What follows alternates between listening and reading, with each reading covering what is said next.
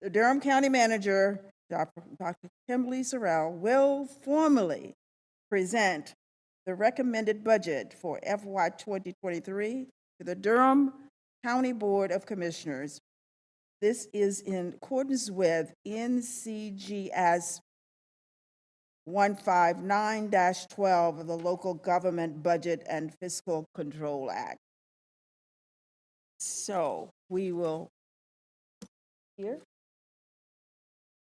Manager give us the budget.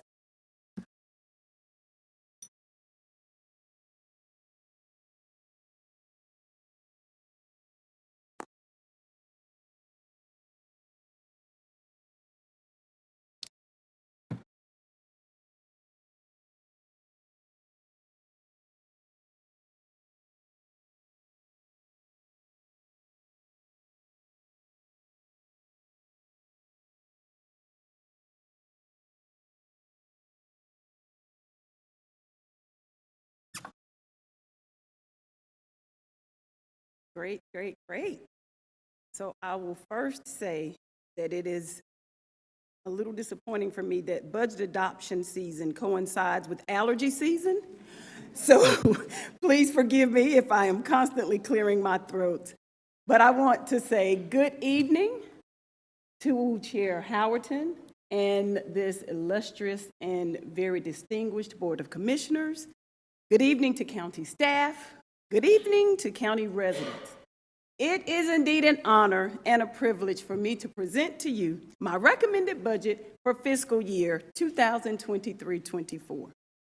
This second budget of my tenure reflects the values and goals of our visionary board and my personal leadership belief in the power and effectiveness of cohesive, comprehensive, and focused local government. The hard choices made in this recommended budget are meant to solidify some of the gains that the county has made over the past year, respond to issues we are currently experiencing, and the choices are also meant to set us up for future successes. It is also the culmination of thousands of hours of work across all county departments, shared city-county agencies, and a significant number of partner agencies, many of them here tonight. These partner agencies are vital to our county's goals and objectives. So to all of our county employees, especially our budget and management staff, thank you all so much. And to our partner agencies who also helped in this process, I want to give you a great big heartfelt thank you. Would not be possible without your assistance. The budget process that culminates in this document can be seen as a census of county needs, an annual evaluation of county direction, as well as a fiscal application of county resources. This undertaking is much more than just the costing of a year's worth of county services. It is a dynamic opportunity for organizational self-reflection. It offers a chance for process realignment.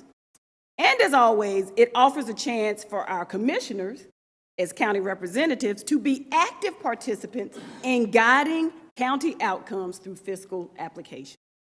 The annual budget process is a series of considered decisions attempting to culminate into comprehensive solutions. So with this in mind, we must be a resilient government that not only performs during the best of times, but also, and perhaps more importantly, during times of economic, environmental, and social uncertainty.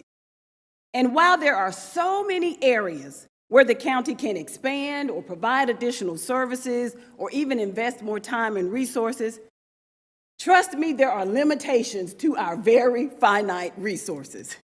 Therefore, my recommended budget is a result of very targeted decisions that offer what I think are the best county investments. Moving forward, I will ask our Board of Commissioners, employees, as well as residents for clear short-term and long-term guidance so that we can develop key goals and direction for the county. In order to clarify that guidance, I am setting in motion a reimagining of the county's strategic plan. It is my very strong expectation that this updated strategic plan will be a frame of reference for every major policy, budget, and operational decision made by management and our board. In order for a strategic plan to work, it must be referenced, it has to be believed in, it needs to be constantly discussed, and it must be measured. That is the essential heart of a strategic plan, involving people and actions and being willing to measure the success. So in my very excited opinion, I believe we are ready to make this important step. And in order to identify and make strategic decisions along with our board, it is critical that I have a trusted management team that can inform as well as challenge me, and they do that quite well. After taking about 9 months to observe and understand the management structure that was in place, I felt that some changes to the structure could be beneficial to increasing our organizational efficiency. The organizational restructure includes a realignment of leadership portfolios, as well as the inclusion of deputy county managers and assistant county managers. These positions will be vital to ensuring that our best planned solutions become reality. So the development of this budget is predicated on a third straight fiscal year of significant growth in major revenue sources. Durham County continues to grow in terms of business location, job expansion, as well as the number of people who choose this community as a desirable place to live. All of these economic drivers are in turn pushing our revenue sources higher and higher. And yet, we still see, feel, and recognize the need for so many more services, more intensive existing services, as well as new programs to deal with the evolving issues that are a part of our fast-growing community. Simply put, this amazing growth in revenue has been easily offset by a faster set of growing expenses. Ultimately, though, this budget is about meeting the near-future needs of the community with an eye toward the ongoing sustainability of Durham County's vibrant economy, culture, and life.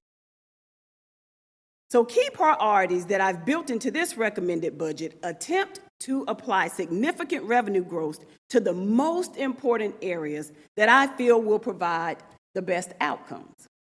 My first priority, given such impressive revenue growth, is to implement services at a pace that allow us to minimize general fund property tax rate increases that may be needed. Second is protecting the economic stability of our employees by funding compensation levels that keep up with inflation, as well as support existing benefits. And thirdly is continuing to support and grow educational and workforce opportunities for all Durham County residents. And while new positions are needed practically every year, I have made a very intentional choice to limit position growth for this upcoming fiscal year. So broadly speaking, estimated revenue growth for the upcoming fiscal year is distinctly positive. Major revenues include property tax, sales tax, Medicaid hold harmless funds, occupancy tax, and general fund balance. Durham County has seen very strong growth in sales tax revenue, as well as growth in city and county property valuation. Both are a direct reflection on local economic activity, which in turn increases overall revenue collection. However, even with significant natural growth in revenues, the financial needs presented by various departments across the organization are significantly higher than the natural growth in revenue alone can fund. So the fundamental challenge for the development of this recommended budget is that even with significant natural growth in key revenues, which total $36 million, 4 key priorities consumed most of this growth, as you can see here. These priorities totaled approximately $38 million, which is $2 million more than the growth in revenues. Employee compensation changes represent the largest single increase in the budget and reflect current economic realities facing our employees, as well as compensation study recommendations. Educational and workforce development funding increases mark the second biggest increase in the general fund budget at nearly $13.8 million, including Durham Public Schools, Durham Technical Community College, and pre-K support. Also, over the last 2 years, there have been significant challenges to filling vacant positions, to keep employees from leaving high-stress jobs, as well as overcoming the loss of organizational knowledge that occurs when we have long-tenured employees that retire. To that end, it should be noted that costs from current year compensation decisions, mid-year reclassifications, and management changes will cost an additional $3.6 million in the upcoming fiscal year. Please know that the Board of Commissioners and I strongly believe that all of our employees deserve to have salary increases that, at a minimum, keep up with inflation and surrounding county compensation trends. Per guidance from a compensation study by the Management Advisory Group, a major recommendation is a 7% across-the-board salary increase for every county position. And let the record show, I strongly support that recommendation. Also, along with those increases, it's like a COLA increase, but I also want to encourage and acknowledge that our workforce is an amazing workforce, and I would like to support and acknowledge the hard work they do by supporting a 3 to 4% pay for performance increase along with the 7% increase.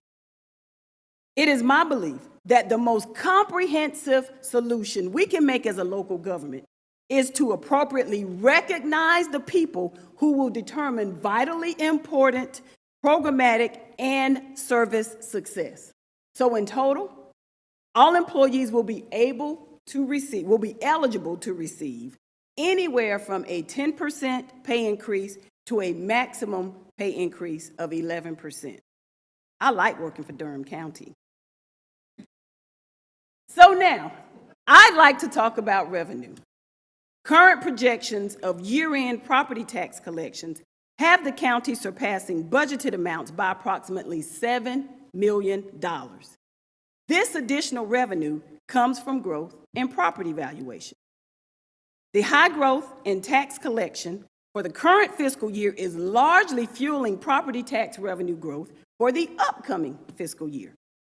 These explanations translate into estimated additional property tax revenue of $16.8 million for the general fund and capital financing fund before any property tax rate increase.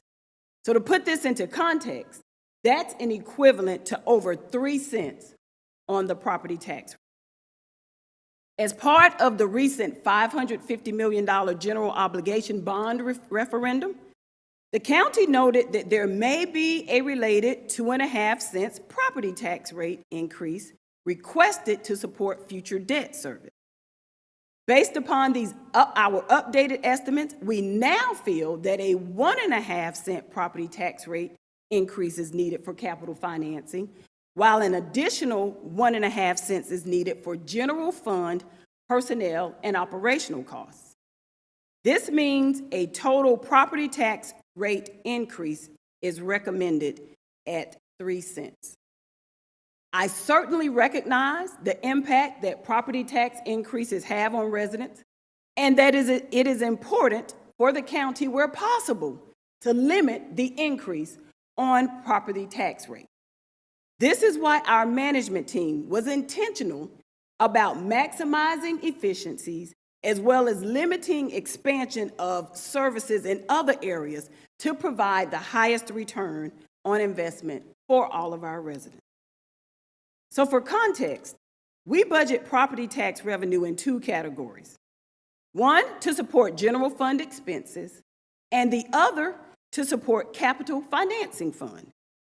The capital financing fund pays for capital projects and debt service. I would like to remind everyone that the property tax rate is the primary revenue source that is controllable by the board, and it is the only significant way to raise additional revenue in future years.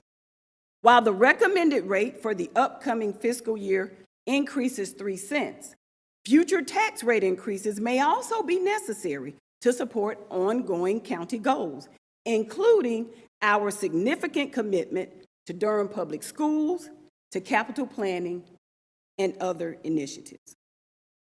So looking at special tax districts, strong growth in property valuation across all of our special tax districts has allowed me to recommend no tax rate increase for any of them.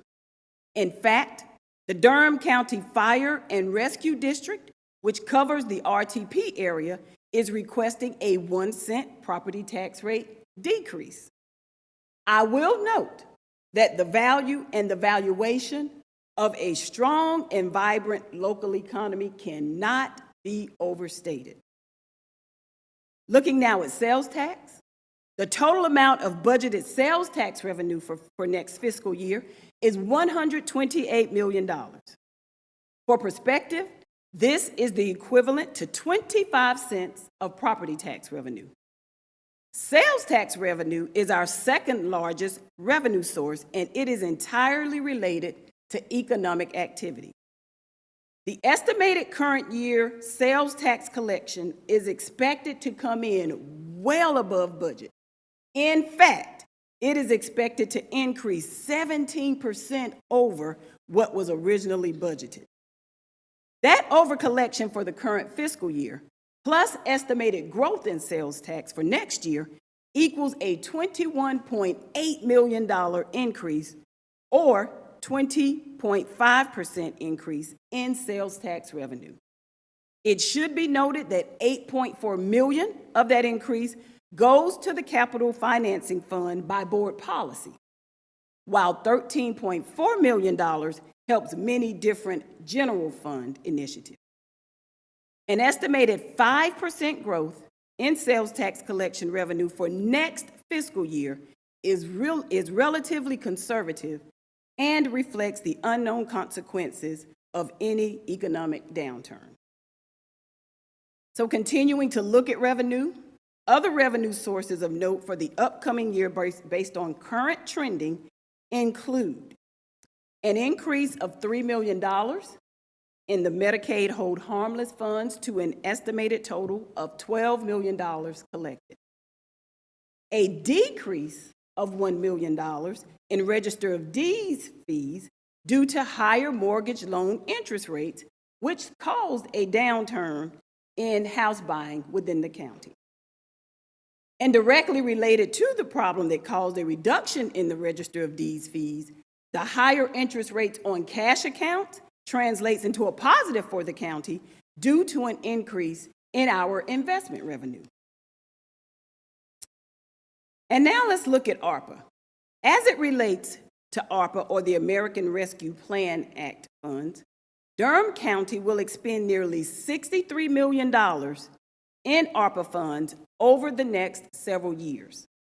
These dollars will support the public health and economic recovery efforts resulting from the coronavirus pandemic. These resources will allow infrastructure investments which are essential for the community's growth and viability.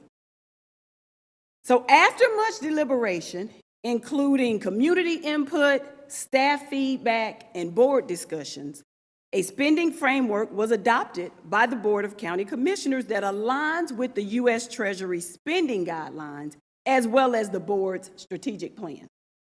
The spending framework and plan supports transformative equitable, and evidence-based investment. The recommended budget includes a $3.26 million allocation of ARPA funds to support general fund needs, with additional allocations occurring in future months through our request for proposal process. So while the general fund is where the vast majority of daily activity and spending for government services occurs, there are a number of other funds that serve specific county financial and operational purposes. These include the already mentioned Special Tax District, the Debt Service Fund, as well as the Sewer Utility Fund. The total county budget, including all of these funds, increases 12% to just under $890 million, while the general fund, which is a subset of that total amount, increases 9.6% to $601 million. Some examples of increases in the general fund include compensation support for Durham County employees, increased Durham Public School funding, pre-K expansion, increased funding for DTCC, ARPA support in the general fund, the creation of new positions, opioid settlement funding, and a maintenance contract for the detention center. To support some of these increases, there were reductions totaling $2.5 million in general fund operations. And I just mentioned this budget does include new positions, and the previous slide reflected a need of $3 million for those new positions. However, I think it is important to note that the number of new positions this year compared to previous years has dropped considerably. With ongoing high vacancy rates, the long-term cost of positions, and limited available space for additional personnel, I felt it is important that we find ways to reallocate existing human resources before we look at expanding our workforce. Efficiency gains and effective application of existing positions can help slow unnecessary expenditure growth for future budgets. In recent board retreats and conversations, the main priority expressed by our commissioners has been education. This budget recommendation reflects that priority, with Durham Public Schools continuing to be the single largest expenditure for Durham County government at $188 million, or 33% of the entire general fund budget. The recommended funding level in this budget matches the full request made by DPS, and it largely supports salary increases for certified and classified personnel. This funding includes a current expense increase of $10.8 million, which equates to a per pupil funding increase of $289 to $4,650 per student, which is nearly a 7% increase. Additionally, the county provides approximately $58 million in indirect support for DPS through a number of different programs and departments. Also, DPS will be receiving significant federal COVID-related funding over the next several years, up to $136 million. This federal funding support will go a long way towards supporting student needs coming out of the pandemic.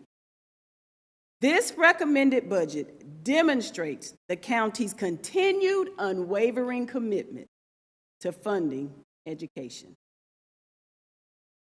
Another integral part of Durham County's support for education and workforce training is funding for Durham Technical Community College.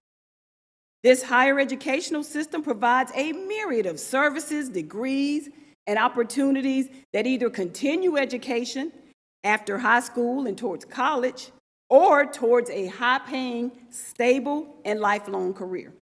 Total funding for DTCC increases almost $2 million, or 20%. Of that increase, $520,000 is for Durham student scholarships, designated through board policy, that allocates a portion of sales tax dollars collected. A total of $2.4 million of total county funding to DTCC is for Durham student scholarships. Like Durham Public Schools, additional county funding is being allocated to support salary increases, along with additional position support. New positions are focused on improving the school-to-work pipeline needed to support the talent demand of the growing number of businesses in the county, and especially those located in RTP. DTCC will continue to provide a pipeline of trained workers for technical jobs with continued funding of $500,000 for the DTCC Back to Work initiative, as well as the Bulls initiative. As companies have chosen to locate in Durham, discussions have been among DTCC and various economic development groups, as well as the county, around how we can help companies meet these increasing workforce demands. These programs being offered by DTCC will help provide and enhance the skills of local residents so they are able to get these jobs and keep these jobs. To put it in context, more jobs filled by local workers means more dollars in the local economy, which means a more vibrant and thriving economy for all of Durham's residents. Additionally, the goal of this board has been to reach universal pre-K for all Durham County children. This budget reflects the county's support of an increase of over $1 million for pre-K. This additional funding will expand Durham pre-K by serving up to 100 additional children. The estimated cost of universal pre-K support across the county is more than $25 million annually. In total, the county is funding education with over $207 million between Durham Public Schools, Durham Technical Community College, and pre-K. I will state this emphatically. Our board has and continues to seek ways to expand opportunities for residents through the continued support of education, and we thank you for that support. This recommended budget funds several efforts to enhance community prosperity. Cooperative Extension will oversee a second year of food security grants. I am recommending $532,000 to support food security efforts to assist Durham County's most vulnerable residents. Additionally, the board specifically asked what was needed by the Department of Veteran Services to better support the needs of our large veteran population within the county. Lois Harvin Raven, Director of Veteran Services, answered honestly and said, as much as you all can afford to give the department. So to that end, I am recommending an additional Veteran Services officer who will assist with expanding outreach to the 11,500 veterans who need help accessing VA benefits and other services. Also, to bolster community safety, the Sheriff's Office is working to mitigate the increasing incidences of co-occurring mental health and substance use disorders for persons who are detained through the Medication Assisted Treatment Program. To support this vulnerable population, I am recommending a dedicated medical director to manage all detention center programs related to opioid treatment and medication-assisted treatment. I am also recommending funding a detention center maintenance contract, which will provide preventative maintenance and repairs, consolidating services that are currently spread out between other county departments and separate vendor contracts. Also, for community safety, a new Deputy Chief Fire Marshal position is recommended to provide increased inspections as statutorily mandated. As mentioned earlier, there has been an increase in the number of individuals who are entering the county detention facility with mental health and behavioral health needs. As a result, I am recommending funding in the newly renamed Justice Services Department, formerly known as CJRC, for additional psychiatric services in the detention center.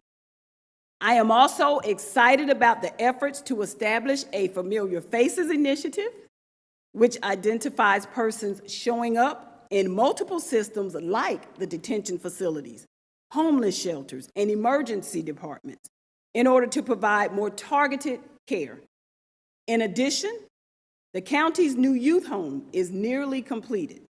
This budget supports opening of the facility to transition current operations and support a new assessment center. Lastly, I am recommending funding to expand the Juvenile Crime Prevention Council's annual award amount, which supports high-risk juveniles. This funding will be used to support expansion of services that significantly reduce risk factors leading to educational difficulties, juvenile crime, and community safety concerns.